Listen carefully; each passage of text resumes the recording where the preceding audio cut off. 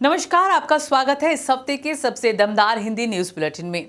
हम लेकर आए हैं उड़ीसा की ग्राउंड रिपोर्ट, भारत की टॉप हेडलाइंस, दुनिया के बड़े अपडेट, बिजनेस की हलचल, स्पोर्ट्स की सुपर एक्शन और एंटरटेनमेंट की मसालेदार खबरें।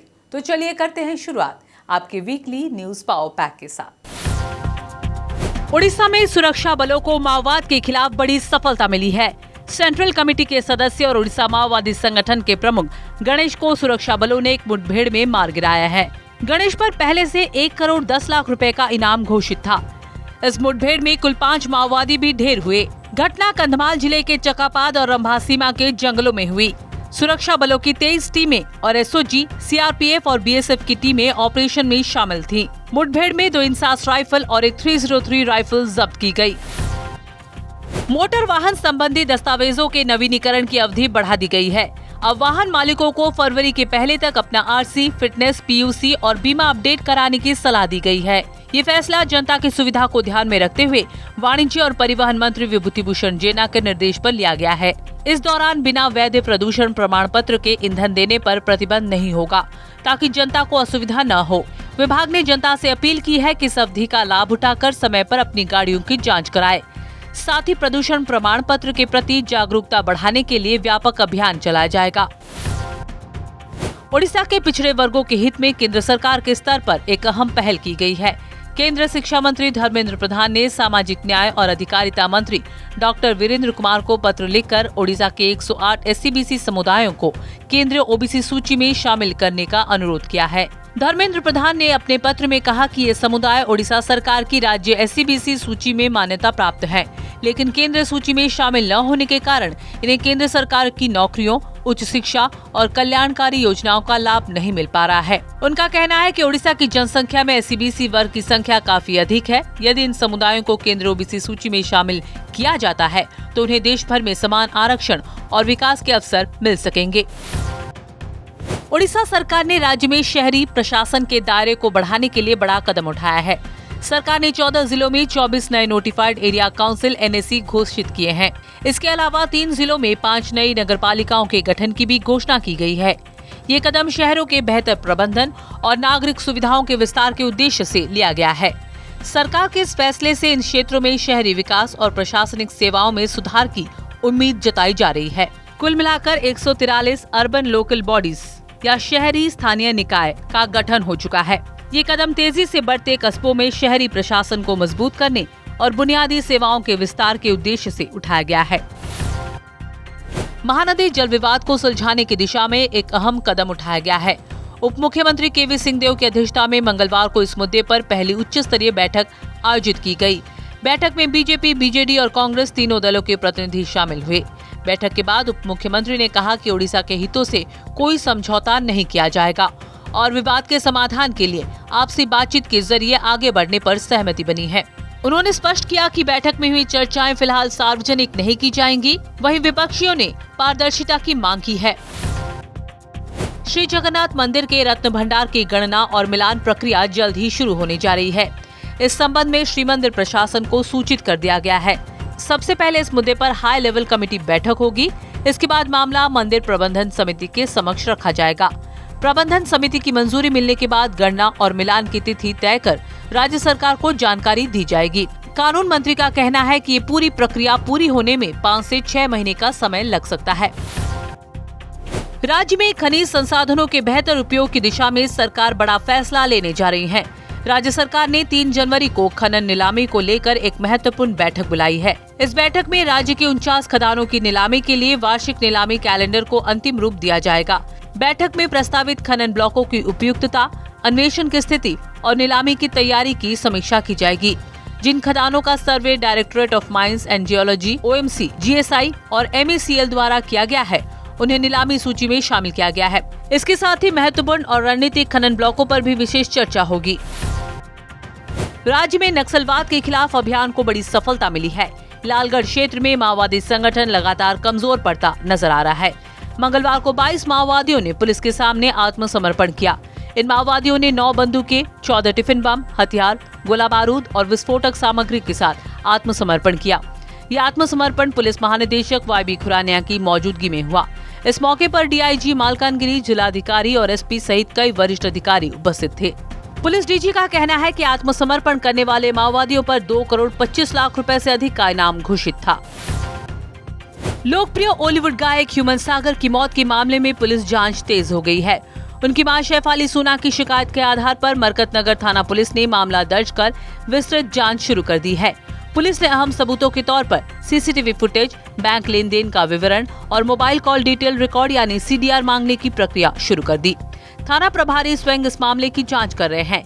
हालांकि इन सभी तकनीकी जानकारियों के मिलने और उनके विश्लेषण में समय लगने की बात पुलिस ने कही है। ह्यूमन सागर के घर में सीसीटीवी नहीं होने के कारण आसपास के इलाकों से फुटेज जुटाने की कोशिश है। हालांकि घटना को 1 महीने से ज्यादा का वक्त बीत चुका है। मां की शिकायत में पत्नी समेत कुल 9 लोगों को आरोपी बनाया गया है। ओडिशा की प्रशासनिक सेवा में इतिहास रचते हुए अनु गर्ग राज्य की नई मुख्य शासन सचिव नियुक्त हुई हैं। वे 1991 बैच की आईएएस अधिकारी हैं और वर्तमान में राज्य विकास आयोग में कार्यरत हैं। अनु गर्ग ओडिशा की पहली महिला मुख्य शासन सचिव बन गई हैं। वे मनोज आहूजा की जगह जनवरी से ये जिम्मेदारी संभालेंगी। अनु गर्ग ने अपने करियर में झारसुगुड़ा, कलाहांडी, बरगढ़ और संबलपुर जिलों में विभिन्न प्रशासनिक जिम्मेदारियां निभाई हैं। इसके अलावा वे केंद्र सरकार में स्वास्थ्य, महिला एवं बाल विकास विभागों में भी वरिष्ठ पदों पर रही हैं। राष्ट्रपति द्रौपदी मुर्मू ने राष्ट्रपति भवन में संथाली भाषा में भारत का संविधान जारी किया। संविधान अब ओलचिकी लिपि में संथाली भाषा में उपलब्ध है। यह भाषा झारखंड, उड़ीसा, पश्चिम बंगाल और बिहार में रहने वाले आदिवासी समुदाय द्वारा बोली जाती है। इस पहल से संथाली भाषी लोग अब अपनी मातृभाषा में संविधान पढ़ और समझ सकेंगे, जिससे संविधान के मूल्यों और अधिकारों के प्रति जागरूकता बढ़ेगी। उपराष्ट्रपति सीपी राधाकृष्णन ने इस ऐतिहासिक अवसर पर कहा कि ये कदम संथाली समाज के लिए गर्व का क्षण है। प्रधानमंत्री नरेंद्र मोदी ने लखनऊ में पूर्व प्रधानमंत्री अटल बिहारी वाजपेयी की 101वीं जयंती पर राष्ट्र प्रेरणा स्थल का उद्घाटन किया। इस अवसर पर पीएम मोदी ने अटल जी के योगदान को याद करते हुए उन्हें श्रद्धांजलि दी और उनके जीवन और नेतृत्व को आने वाली पीढ़ियों के लिए प्रेरणा बताया। स्मारक सदैव अटल पर आयोजित प्रार्थना सभा में राष्ट्रपति द्रौपदी मुर्मू, उपराष्ट्रपति सीपी राधाकृष्णन, पूर्व उपराष्ट्रपति एम वेंकैया नायडू, लोकसभा स्पीकर, केंद्रीय मंत्री और अन्य गणमान्य लोग मौजूद थे। प्रधानमंत्री ने वाजपेयी के सुशासन, राष्ट्र निर्माण और उत्कृष्ट वक्तृत्व को हमेशा याद रखने योग्य बताया। भारतीय रेलवे ने लंबी दूरी की ट्रेन यात्राओं के किराए में वृद्धि कर दी है। 26 दिसंबर 2025 से नई दरें लागू हो गई हैं। इसके अनुसार जो यात्री 215 किलोमीटर से अधिक दूरी की यात्रा करेंगे, उन्हें पहले के मुकाबले अधिक किराया देना होगा। ये बदलाव जनरल, मेल एक्सप्रेस और एसी क्लास के टिकटों पर लागू होगा। हालांकि लोकल ट्रेन और मासिक पास धारकों को राहत दी गई है और उन पर इसका कोई असर नहीं पड़ेगा। रेलवे ने कहा कि बढ़ोतरी बहुत सीमित रखी गई है ताकि आम लोगों पर अधिक बोझ न पड़े।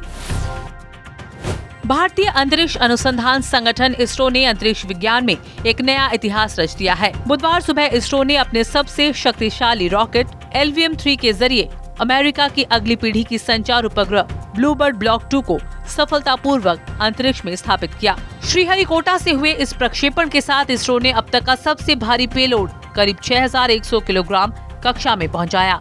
ये LVM-3 की छठी सफल उड़ान रही। इस उपग्रह की खासियत ये है कि ये बिना मोबाइल टावर के सीधे स्मार्टफोन को 4G और 5G नेटवर्क उपलब्ध कराएगा। इससे पहाड़ों, समुद्र, रेगिस्तान और आपदा प्रभावित क्षेत्रों में भी निर्बाध संचार संभव हो सकेगा। बांग्लादेश में वर्तमान चल रही परिस्थिति के बीच पूर्व प्रधानमंत्री खालिदा जिया के बेटे तारिक रहमान 17 साल बाद देश लौट आए हैं। वे 2008 से लंदन में थे जब उनके खिलाफ भ्रष्टाचार के मामले चल रहे थे। ढाका एयरपोर्ट पर उनके स्वागत के लिए BNP दल के 1 लाख से अधिक कार्यकर्ता जुटे और 13 किलोमीटर के रोड शो में 3 घंटे लगे। तारिक ने एवरकेयर अस्पताल में अपनी बीमार मां खालिदा जिया से मुलाकात की और 17 मिनट का भाषण देते हुए देश में शांति और नया बांग्लादेश बनाने की बात कही। बांग्लादेश में अगले साल 12 फरवरी को आम चुनाव होने हैं और माना जा रहा है कि खालिदा जिया की स्वास्थ्य स्थिति के कारण तारिक संभावित PM दावेदार हो सकते हैं। दक्षिण अफ्रीका के जोहान्सबर्ग के पास बेक्सट्राल टाउनशिप में अज्ञात बंदूकधारियों की गोलीबारी में 10 लोगों की मौत और 10 अन्य घायल हो गए। ये इस महीने की दूसरी सामूहिक फायरिंग है। हमला अवैध शराब ठिकाने के पास हुआ और पुलिस के मुताबिक हमलावरों की पहचान और मकसद साफ नहीं है। स्थानीय पुलिस का कहना है कि कई पीड़ितों को बिना किसी वजह के निशाना बनाया गया। घायलों को पास के अस्पतालों में भर्ती कराया गया, जहां कुछ की हालत गंभीर बनी है। इस घटना ने दक्षिण अफ्रीका में कानून व्यवस्था पर गंभीर सवाल खड़े किए हैं। गोल्डमैन सैक्स ने भारत की वास्तविक जीडीपी वृद्धि दर के अनुमान पेश किए हैं। रिपोर्ट के अनुसार भारत की जीडीपी वृद्धि दर 2026 में 6.7% और 2027 में 6.8% रहने की संभावना है, जो कि आम अनुमानों से अधिक है। इससे भारत को दुनिया की सबसे तेजी से बढ़ती प्रमुख अर्थव्यवस्थाओं में से एक स्थान मजबूत करने में मदद मिलेगी। विशेषज्ञों के अनुसार ये भारत की मजबूत आर्थिक गति और निवेश आकर्षण को दर्शाता है, जो आने वाले वर्षों में देश की विकास संभावनाओं को बढ़ाएगा। T20 वर्ल्ड कप 2026 के लिए भारतीय टीम का ऐलान कर दिया गया है। सूर्य कुमार यादव को कप्तान और अक्षर पटेल को उप कप्तान बनाया गया है। टीम में शुभमन गिल को जगह नहीं मिली, जबकि विकेट कीपर के तौर पर संजू सैमसन और ईशान किशन शामिल हैं। तेज गेंदबाजी में जसप्रीत बुमराह और वरुण चक्रवर्ती को चुना गया है। T20 वर्ल्ड कप 2026 का आयोजन भारत और श्रीलंका संयुक्त रूप से करेंगे। भारत का पहला मैच 7 फरवरी को अमेरिका के खिलाफ मुंबई में खेला जाएगा, जबकि भारत पाकिस्तान का महामुकाबला 15 फरवरी को कोलंबो में होगा। बिहार के 14 वर्षीय क्रिकेट सनसनी वैभव सूर्यवंशी को राष्ट्रपति द्रौपदी मुर्मू ने नई दिल्ली में प्रधानमंत्री राष्ट्रीय बाल पुरस्कार से सम्मानित किया। उन्होंने ये पुरस्कार खेल श्रेणी में अपनी शानदार उपलब्धियों के लिए प्राप्त किया।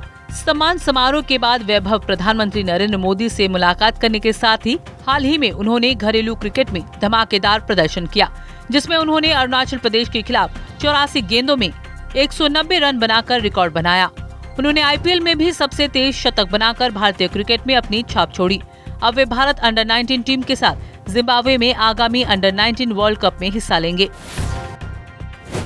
इस हफ्ते फिलहाल इतना ही। उम्मीद है इस वीकली बुलेटिन से आपको मिला होगा पूरा हफ्ते भर का परफेक्ट न्यूज राउंड अप। अगले हफ्ते फिर मिलेंगे और भी एनर्जी और भी खबरें और भी एक्सक्लूसिव अपडेट्स के साथ। तब तक के लिए जुड़े रहिए। नमस्कार।